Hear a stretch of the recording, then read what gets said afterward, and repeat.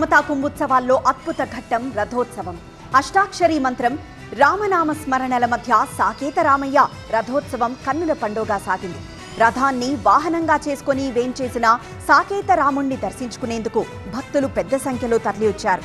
తర్వాత భగవంతుడికి పవిత్ర మంత్రోచ్చారణలతో పుష్కరిణిలో చక్రస్నానం నిర్వహించారు.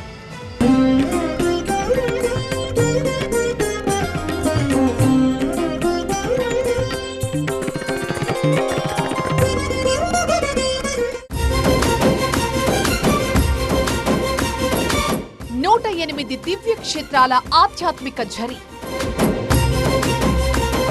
విశ్వ విశిష్ట రామానుజ నగరి. ఎంత కమనీయం, ఎంత రమణీయం! రథంపై సాకేత రామయ్యను దర్శించే భక్తుల ఆనందం ఆకాశమే హద్దుగా సాగింది. ఇలాంటి రథోత్సవాన్ని దర్శించడమంటే జన్మ ధన్యమే అంటారు.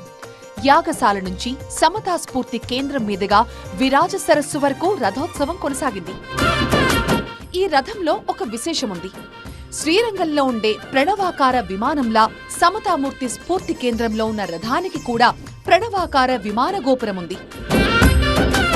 రథోత్సవం ఒక ఎత్తైతే చక్రస్నానం మరో అద్భుత దృశ్యం. రథారూఢుడైన భగవంతుడు చక్రస్నానం కోసం విరాజ పుష్కరిణికి చేరుకున్నారు. పెరుమాళ్లను మండపం వైపు వేంచేపు చేసి స్వామివారిని పెరుగు, తేనె, పండ్ల రసాలతో అభిషేకించారు. భక్తుల కోసం దివి నుంచి భగవంతుడు భువికి దిగవచ్చాడా అన్నట్లుగా కన్నుల పండుగను తలపించింది ఈ ఉత్సవం. సమతామూర్తి కేంద్రం పుష్కరిణిలో సాకేత రామచంద్ర ప్రభువుకి చక్రస్నానం నిర్వహించారు శ్రీ శ్రీ శ్రీ త్రిదండి చిన్నజీయర్ స్వామి. భగవంతుడికి విరాజ పుష్కరిణిలో జలాలతో అభిషేకం జరిగింది. తరువాత శ్రీ శ్రీ శ్రీ త్రిదండి చిన్నజీయర్ స్వామి సహా భక్తులంతా అవభృత స్నానం ఆచరించారు.